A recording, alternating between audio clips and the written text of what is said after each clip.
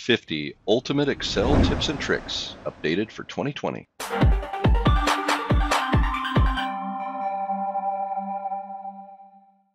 This video is the ultimate compilation of Excel tips and tricks to enhance your productivity using Excel. I've combined long-established tips and tricks featured in previous videos with prominent new ones Microsoft added in 2019 and 2020. You'll find solutions to the most common challenges you face in Excel. For the complete list of contents, please refer to the description of this video. Let's get started. Number 1, move data. Here's the quickest method to move data around in Excel. Just highlight the cells and grab the border anywhere around the outside and drag it and drop it where you want it to go. You can do an entire column, or you can do an entire row. No need to copy, paste, and then delete the original. Number 2, XLOOKUP. XLOOKUP is a powerful new function added to Excel in late 2019 and designed to replace VLOOKUP and HLOOKUP. Let's say we want to look up the name John in this table and return a value from the February column. You can use XLOOKUP, and the first parameter is the lookup value, which is going to be John. The array that we're going to look up John's name in is this area right here. And we want to return values from the February column. And that's all you need to do. It returned 17,232, which is the intersection of John and February. Now, one of the benefits of XLOOKUP is it does horizontal lookups as well. So let's say we want to look up February in this list, but we're going to return the value from John's row. And it found the same number, 17,232, in the February column next to John. So it does both vertical and horizontal lookups. Be sure to check out my XLOOKUP dedicated video if you want more details in some of the other powerful features in XLOOKUP. Number 3, filter list. Want an easy way to manage a large table of data? Click anywhere inside the table, go to the Data tab, and click on this filter icon, and it creates a filter at the top of each column in your table. Now you can select one and choose from the list the values that you want to see. It filters that data out. You can use multiple columns and filter out just the data you want to see. It's a great way to manage large lists of data. Number 4, ideas. If you're looking for suggestions on how best to display your Excel data, use Ideas for inspiration. Just click anywhere inside of a table, go to the Home tab, and choose Ideas. This brings up a list of graphs and charts based on that data. You can hit plus to add them to your spreadsheet. You can even choose which fields interest you the most, and in this example, let's change sum to an average and update those charts. If I hit plus here on the units by region, it creates a new tab and adds the data from that chart into your spreadsheet, reflecting the average of the units. Ideas is great at suggesting the data that matters the most. Number 5, remove blanks. If you want to remove a bunch of empty cells in a set of data, just highlight that whole list, go to the Home tab, and choose Find and Select from the menu. Choose Go to Special, and check this box for blanks, hit OK. It's now highlighted all the blank cells in my data set. Just right-click on any one of them, choose Delete, and choose Shift Cells Left, hit OK. It just cleaned up that list. Number 6, Quick Analysis Tool. When you highlight a table in your spreadsheet, in the bottom right corner there's an icon. This is the Quick Analysis tool. When you click on that icon, it brings up a wealth of information that you can select from. You can pick sums of the columns, sums of the rows, get a running total or a percentage. You can select charts and insert them into your spreadsheet. You can set the formatting so that you have data bars that represent the value, or you can change the color scheme for the value sets, have visual representation of your data as an icon, mark the top 10%, you can add spark lines, shows you a mini line graph of your data. There's so much available here without having to go through the menus to manually create each one of these items. So look for that icon in the bottom right corner of any of your tables. Number 7, AutoFit column width.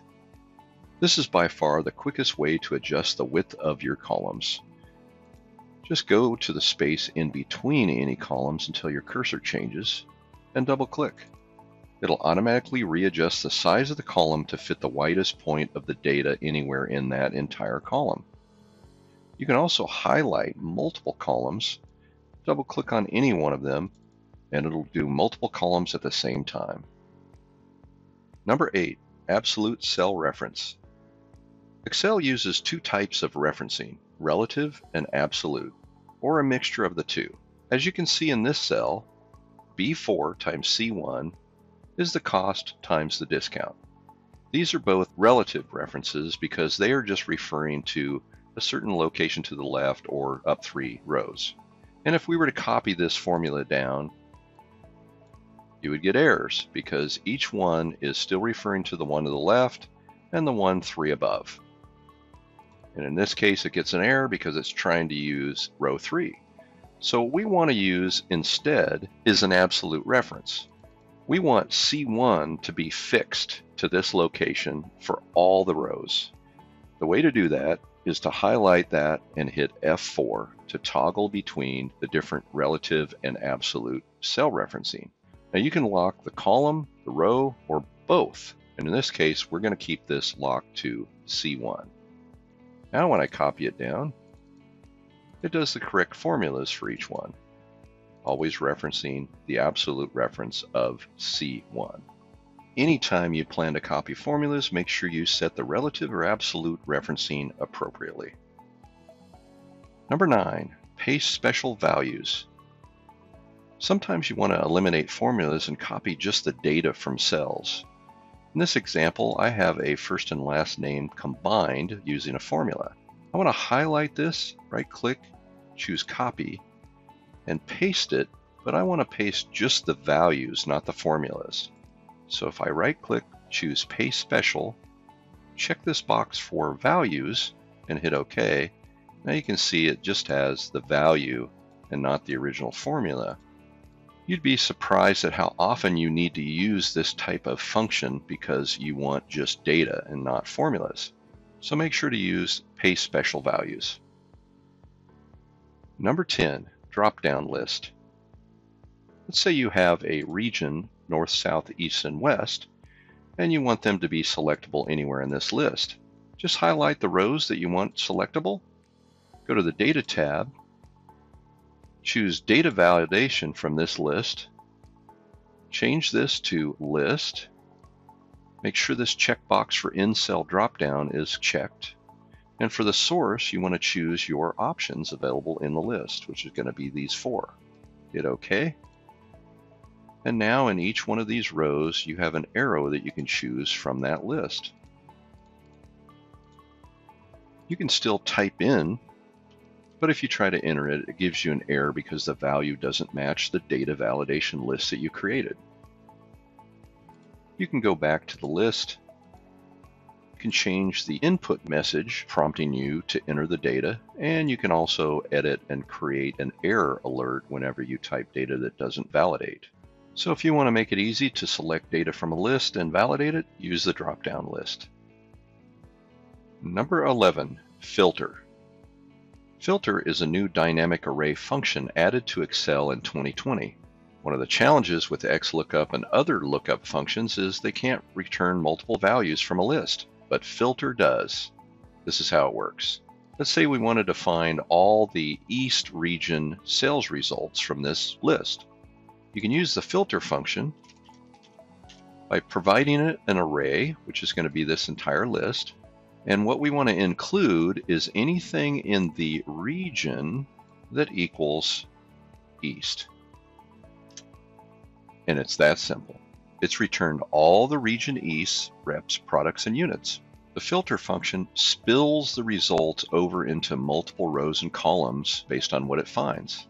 And if you look at any individual one, you can see that the formula is the same in all of them, but it originates from the upper left corner. You can even get more complex with the filter by taking the region and multiplying it by the rep equaling your selected rep. And now we have the combination of both where the region and the rep match. Filter is a powerful new dynamic array function that solves many issues with previous lookup functions. Look for it in the 2020 or later versions of Excel. Number 12, remove duplicates. If you have a list of data in Excel and you want to remove all the duplicate sets of information, just highlight it, go to the Data tab, select Remove Duplicates from the menu, and in this case it defaults to all three headings, first name, last name, and amount. Where all three match, I'm going to remove one duplicate, and it took that row from the list. Let's try this again, but this time let's do all of the duplicates where the first and last name match, and it removed two duplicates. This is a quick method to remove those duplicates, and it works on large lists of data. Number 13, difference between lists. Sometimes you want to see the difference between two lists of data. This could be like a monthly budget report or other similar list. If you want to see the difference between two lists, highlight the first one, hold down the Control key, and highlight the second one. The second one can be on a different sheet if you want to, just hold the Control key down when you click on it. Then go to the Home tab, select Conditional Formatting, highlight Cells Rules, and Duplicate Values. This shows the duplicates between the two lists, but we can make it the unique. Hit OK, and now you've highlighted the differences between those two lists. Number 14, Flash Fill. Flash Fill is an automatic entry built into Excel to make you more efficient. For example, if I've got a first name and a last name and I want to combine them into a full name in column C, I can start typing and it automatically detects the pattern that I'm using with first and last name and wants to fill it in for the remaining rows on that column. Just hit enter and it flash fills the data. Flash Fill is enabled by going into File, Options, Advanced, and under Editing Options, make sure this check mark next to Automatically Flash Fill is turned on. If it doesn't appear to be working automatically, then hit Ctrl-E to trigger it. And Excel does a great job of determining those patterns to do the flash fill for you.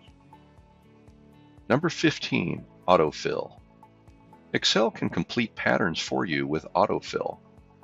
So if I were to enter a 1 and a 2, I highlight those and drag them down, it's going to fill in the remainder of those numbers in sequence. I can do the same thing with dates.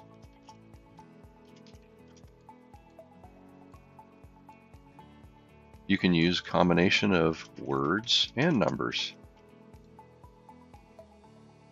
And it goes horizontal as well as vertical.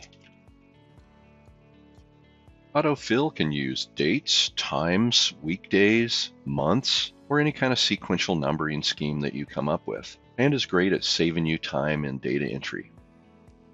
Number 16, data types. Data types is a new feature added in 2020. It's available by going to Data and into this category for data types. Currently, there's stocks and geography, but over time, Microsoft will be adding additional data types to the list. I've created a list of states, and if I highlight those and select geography, it creates an icon showing the link to the data type and gives you an insert option to add additional data. From this list, I can pick other variables of data like the area, the largest city, population, and a variety of other data elements. You can reference data types as well.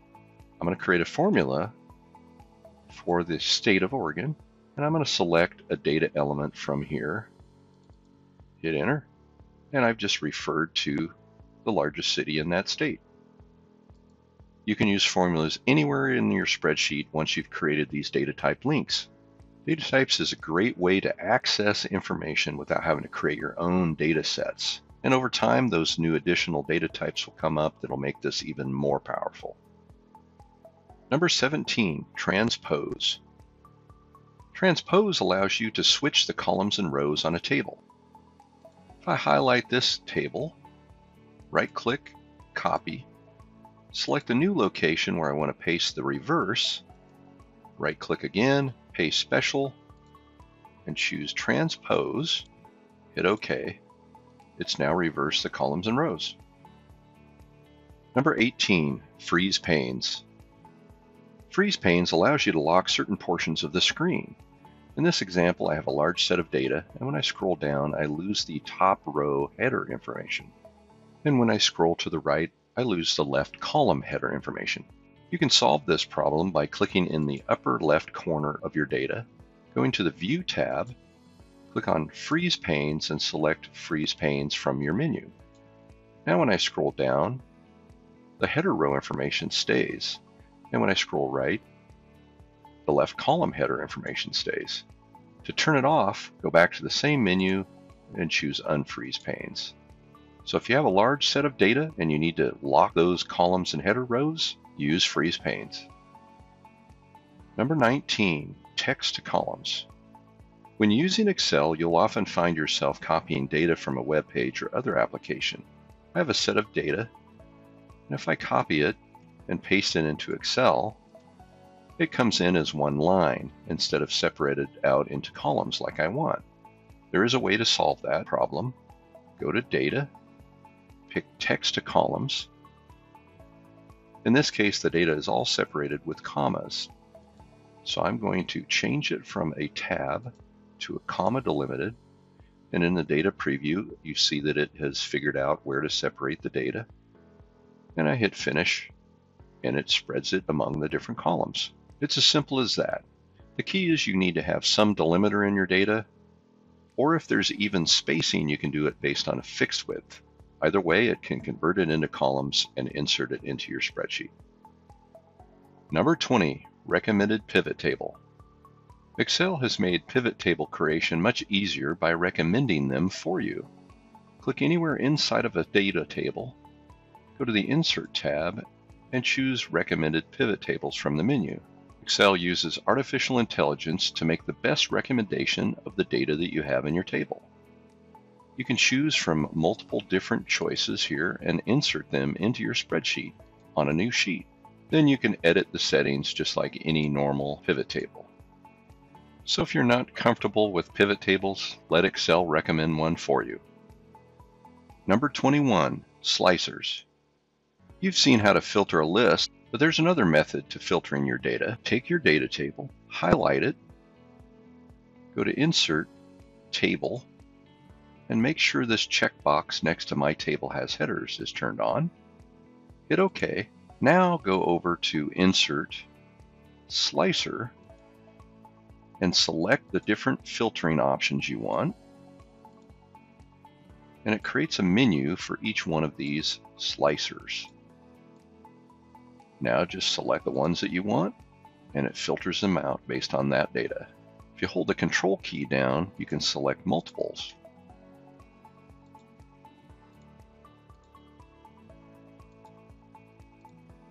And filter just on that data. Slicers is like the cool version of the filter list. Number 22, Conditional Formatting. You saw a sneak peek of conditional formatting with the Quick Analysis tool, but there are more options available from the menu. Let's say on this table we want to show all the entries with units greater than 15,000.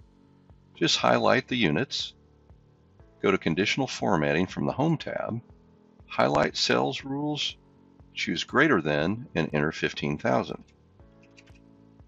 And it highlights everything over 15,000. To clear the rules, go back to Conditional Formatting and clear the rules from the selected cells. You have many more options available, not just highlighting cells that are greater than, but you can do in between numbers, equal to certain numbers, anything that's a duplicate value. You can pick the top 10%, the bottom 10%, how many are above average. You can set data bars with different color codes based on the values, color scaling, icon sets, and you can even create your own new rules based on all these different rule types. You can even use formulas.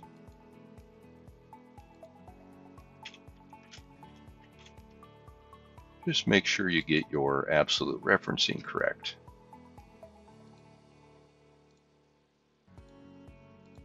So give yourself a better representation of your data using conditional formatting. Number 23, if. It's very common to use the if function to evaluate data in your spreadsheet. For example, let's create an if statement that determines when the units is greater than 15,000. That is the logical test. If the value is true, then we want to print the word big. And if the value is false, we want to print the word small. That's the format for an if function. Hit enter, and we have our results. Just remember that the logical test can be as complex as you want it to be, and you can use a variety of different things for the value of true or false. There's a lot of flexibility with the if function. Number 24, 3D references. If you're tracking monthly data in Excel, it's common to create a different sheet for each month. And in this case, I have a January, February, and a March sheet. They're identical with the exception of the units. Let's say I want to make a total of those 3 months. So the first thing I'm going to do is I'm going to hold down the Control key and drag March over to a new sheet.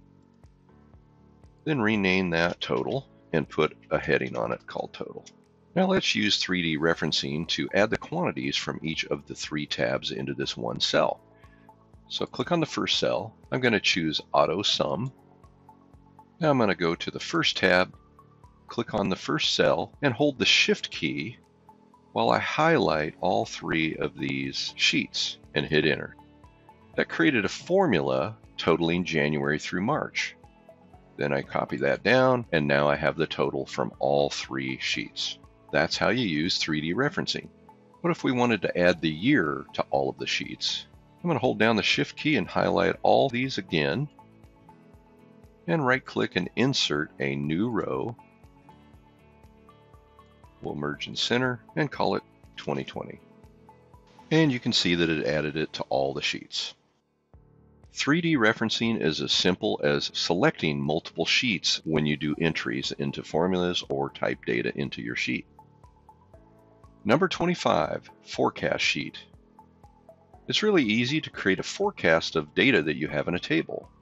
Just highlight your table, go to the Data tab, click on Forecast Sheet, and it automatically calculates a trend based on your data. You can change the forecasted end date and extend it if you like, and change other options such as the confidence level of your data, change the range of your data, hit Create.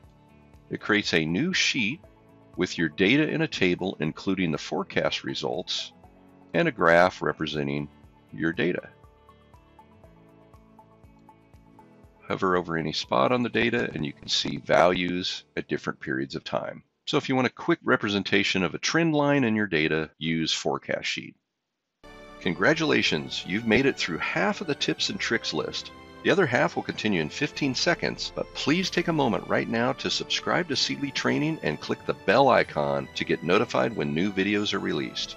Don't forget, the entire 50 tips and tricks list is in the description of this video with hyperlinks to each. Now let's get back to it. Number 26, SUMIFS. The SUMIFS function allows you to do conditional summing of data. In this example, I have a set of data for months and items and the amount of each. And I want to create a sum of January. So I can use the SUMIFS function. The first parameter it wants is the range, and that's going to be this amount right here. Then it wants to know the criteria range. So we want the month where it equals January. And that gives us a 128 total, which is the total of these 3 entries. Now for this SUMIFS, we want to add just March for item 2. So we're going to use the SUMIFS function again. And we're going to sum the same range of amounts, but the criteria is still going to be the month equaling March, with a second criteria where the item equals item 2. And that gives you the sum 245, which is the total of these 3 March item 2s. Number 27, IFERROR. The IFERROR function can be used to clean up bad data. For example, I have a formula here that calculates B divided by C, so that it takes the total divided by the number of quantity and gives me the price each. This formula works fine, except when I get down here to the quantity 0 and I end up with a divide by 0 error. You can clean this up with the IFERROR function. Just add the IFERROR function in front of this formula. And if there is an error, let's just say 0 instead. Now when I copy that down, it corrects our divide by 0 error. So if you want to remove those errors from your spreadsheet, use the IFERROR function. Number 28, Ctrl-Arrow Keys. Don't forget to hold down the Control key when you're moving around a set of data. If you hold the Control key down and hit the right arrow, it goes to the very end of the row. Down arrow goes to the bottom, left arrow to the left, and up arrow to the top. This is a quick method to use to scroll around a table of data. Number 29, Filled Maps. You can use filled maps to make a geographic chart of your data. Make sure you have location-specific information here. It can be a state, a city, a zip code, GPS coordinates, or any other location-related data elements. Just highlight your data in a table, go to Insert, Maps, and choose Filled Map. It inserts the chart onto your page, where you can customize it using a variety of different settings. You can change the data labels, pick a different chart style, change the layout, and even change the color scheme. Number 30, PMT. The payment function is useful to calculate a payment on a loan amount. In this example, we've entered 0.045 and formatted the annual rate as a percentage. We're using 60 months of payments on a loan amount of $20,000. In order to calculate the monthly payment for this amount, we're going to enter PMT, pick the rate as the first parameter, and the key here is you need to divide this by 12 to get it into monthly periods instead of a total annual rate. Then the number of periods is going to be 60 on a total amount of $20,000. There are other parameters like future value for more complex calculations, but we won't use those at this time. In parentheses on that, and enter, and we get a monthly payment of $372.86. Now, by default, it makes this a negative number, but you can put a minus in here to reverse this to a positive if that's how you want to use the data. So if you intend to do any loan payments, you're probably going to use the PMT function. Number 31, Show Formulas. When working with formulas in Excel, it's sometimes helpful to see the formulas in an underlined cell. You can do that by double-clicking on a cell with a formula in it. It brings up the formula and it shows color codes for the cells that it's referring to. Another option is to go to File, Options, Advanced, and scroll down to Display Options for this worksheet. Check this box to show formulas in cells and hit OK. That brings up all the formulas for all the cells in your sheet. Or you can use the Ctrl-tilde shortcut to turn it on and off. These options make it easy to see formulas at a glance. Number 32, Advanced Select. Here's a trick to making changes to multiple items all at once. Come up to Find and Select, choose Find, type in something you want to search for, and select Find All. Hit Ctrl-A to select everything in this list, and it highlights all of those items on the list. Now you can close the search, and it still leaves them selected. And at this point, you can make changes.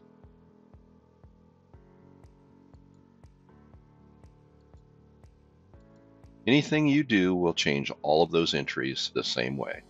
That's just a shortcut to make changes to multiple items. Number 33, Named Range Shortcut. You may be aware that you can highlight a range of data in your spreadsheet and come up to this name box in the upper left and give it a name. That gives you the ability to refer to it by that name anywhere in a formula on your spreadsheet. But what you may not be aware of is if you have a wide area of named ranges, you can select the entire list all at once, go to Formulas, choose Create from Selection, and check this box for the top row, hit OK, and it names them all at once. You can see them in the Name Manager, and there they are. Now you can refer to any one of these months by name. It's just a quick trick to name multiple ranges. Number 34, Hide Cells. There's a slick trick to hiding cells.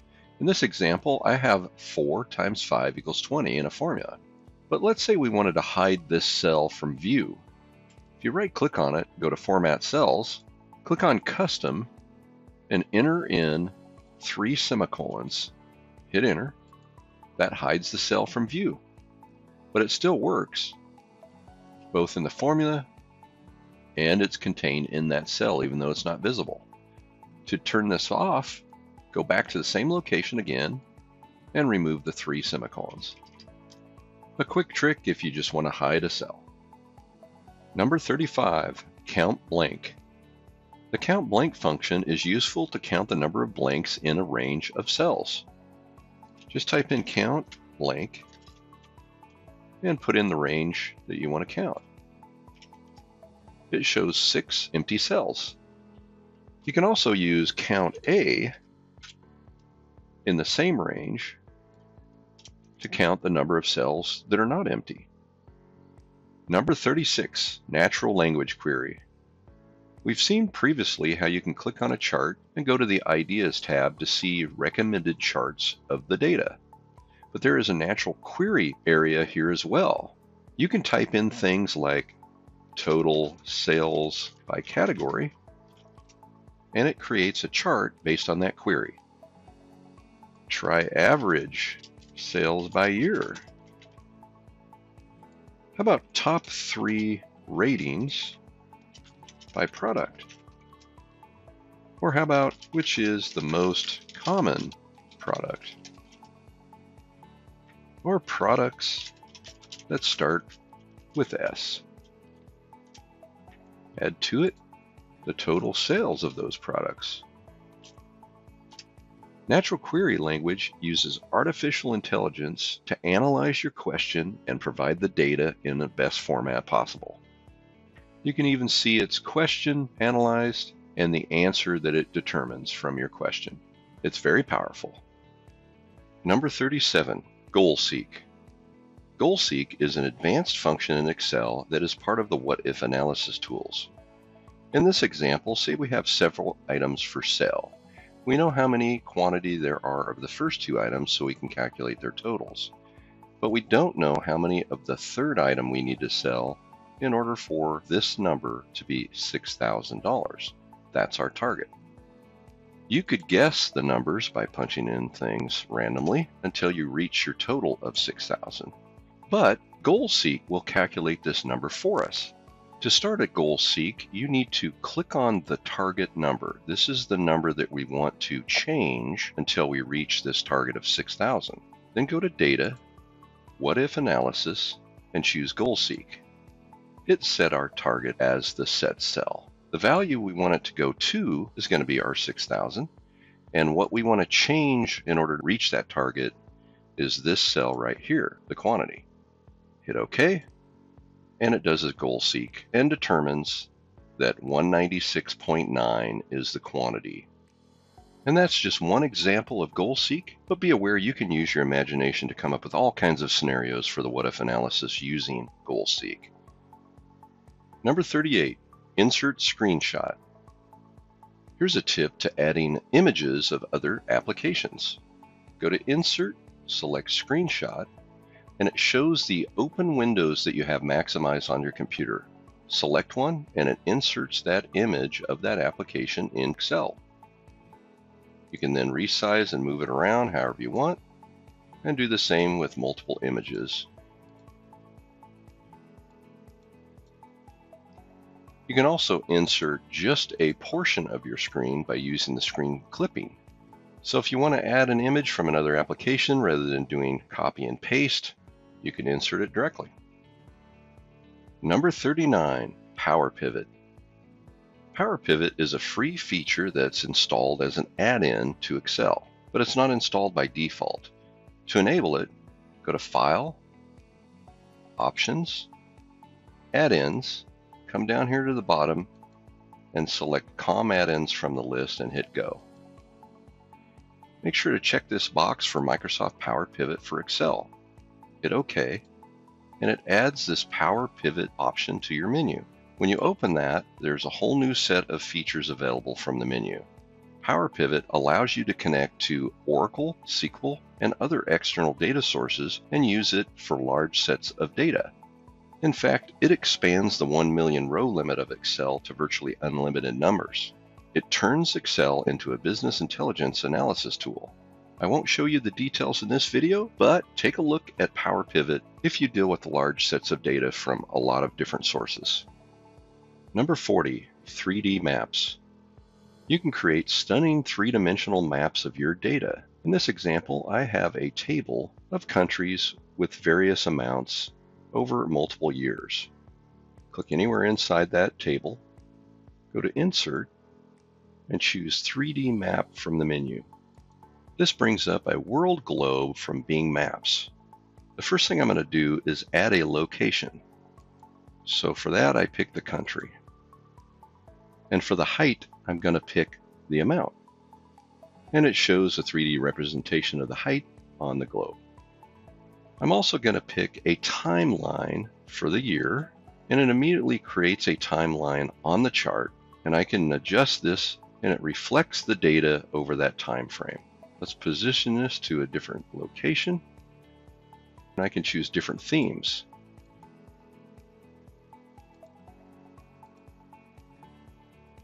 But we'll stick with the default.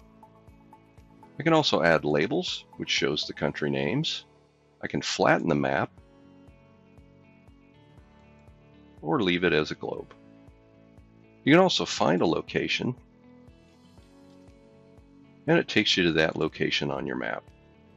For the layer options, let's change the thickness so it widens out the data elements on the screen. And we'll make the height a little bit larger. All the changes I make are recorded to this tour. And if I click on the settings, I can give it a name, change the duration, or the amount of time between each transition. I'm also going to set this one to rotate the globe. Now let's play the tour and see what it looks like. It moves while it's updating the data elements. You can even choose a different location to begin your tour.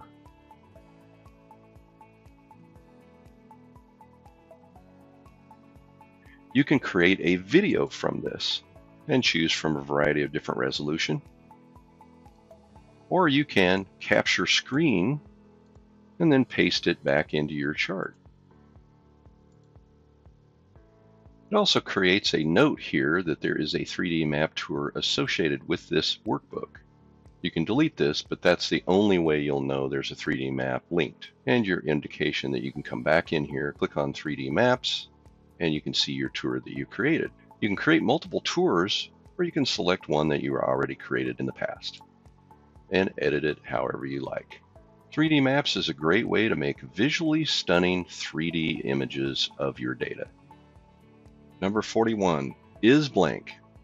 Earlier, we looked at how you can count blank cells, but another useful tool is the ISBLANK function. ISBLANK returns true if a cell is empty and false if it contains any data. So if we check column C to see if it's blank, it's true for this row. You can combine it with the if statement to make it even more powerful.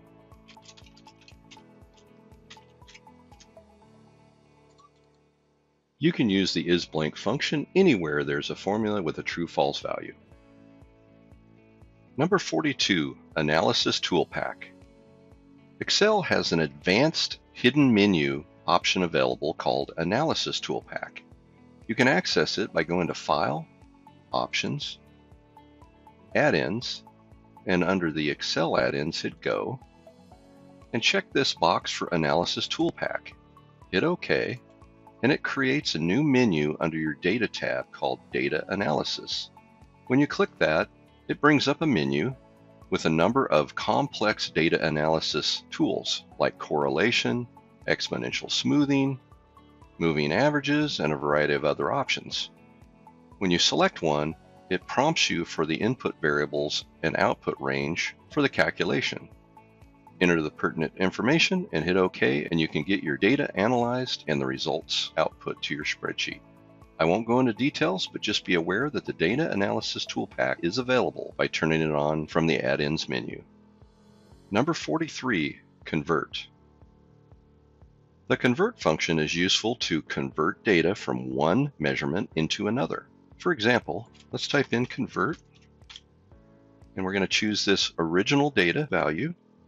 It brings up a list of the options we have for conversion. So let's take days, hit comma, and then it gives me only the choices of values that I can convert days into. And let's pick hours.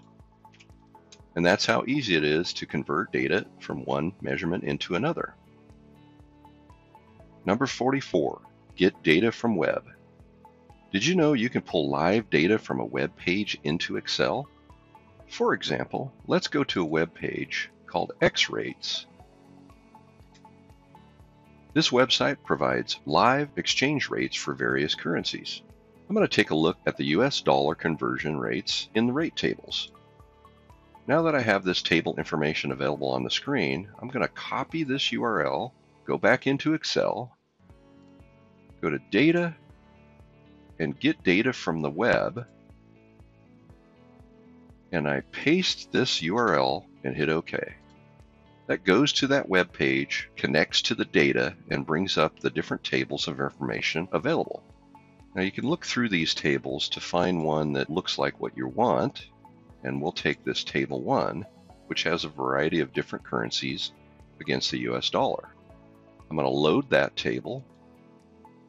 It establishes a query and connection to that table on the web page, and it pulls my data into the spreadsheet. I can now reference this information just like any other table in Excel.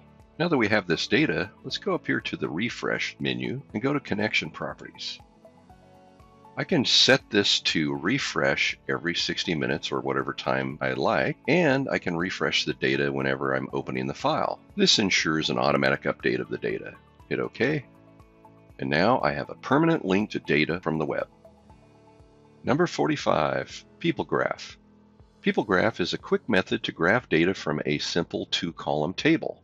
Just go to Insert and select this icon for People Graph. That brings up a default graph. The first thing you need to do is select the data and choose a 2-column table.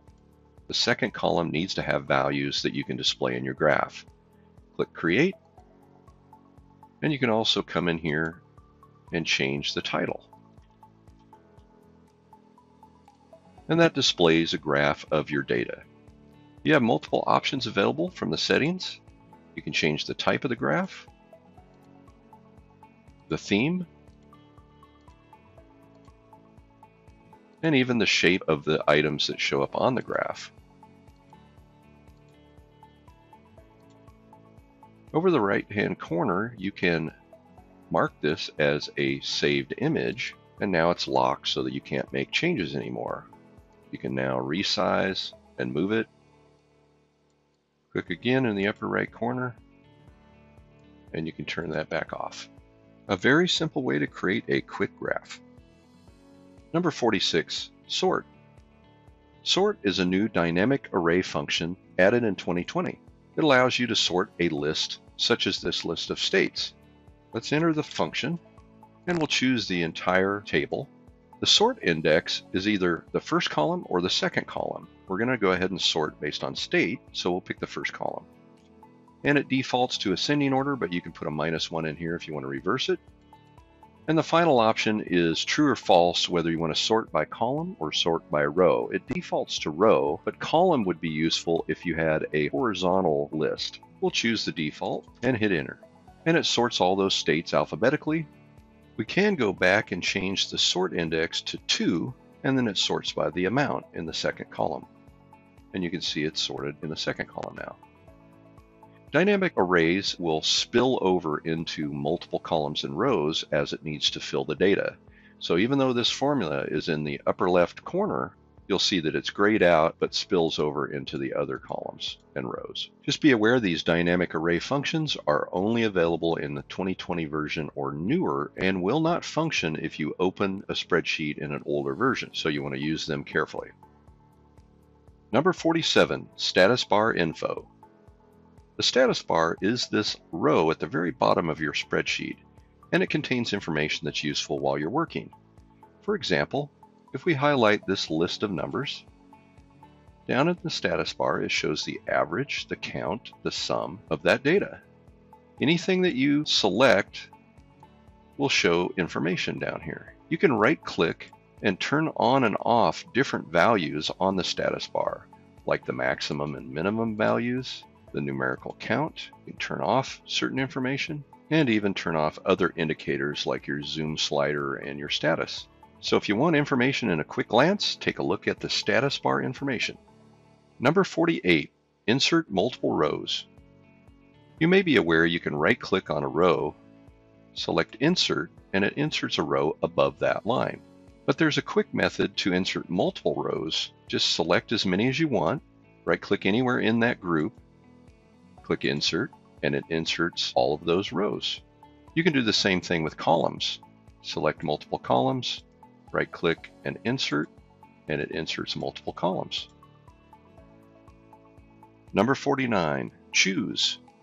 The choose function returns a value from a list using a given position or index.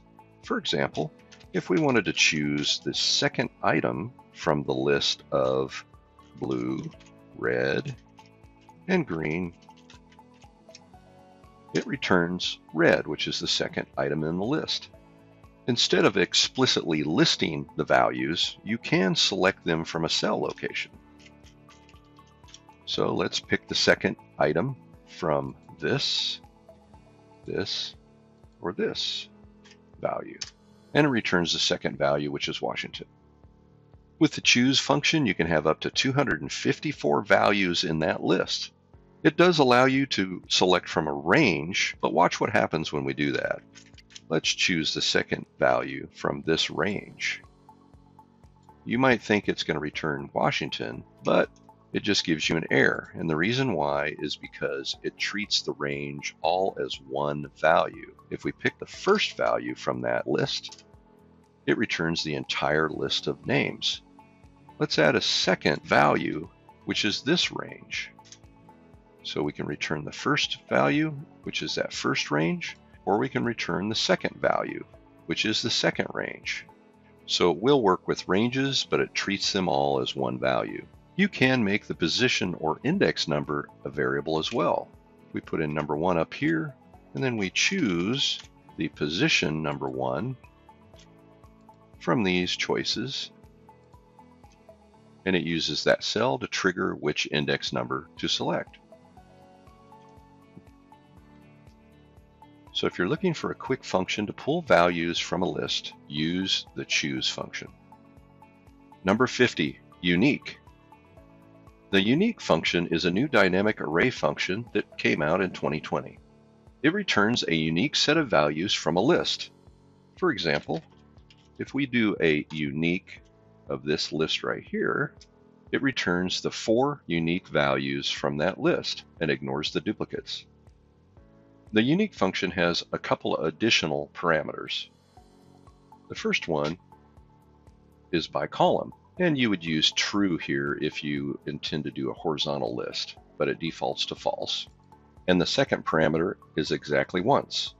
If this is false, it returns every distinct item from the list, which is the default. If it's true, it returns items that appear exactly one time. And in this example, pair is the only item that shows up exactly once in the list. And as with any dynamic array function, it will spill the data over into multiple rows and columns as needed. The unique function is available in the very latest Office 365 Excel version. So remember this if you have users with old versions of Excel, because it won't function correctly. Hey, if you want to see more videos like this one, please subscribe. And if you've enjoyed this video, be sure to click the thumbs up and leave a comment. I really do appreciate your support.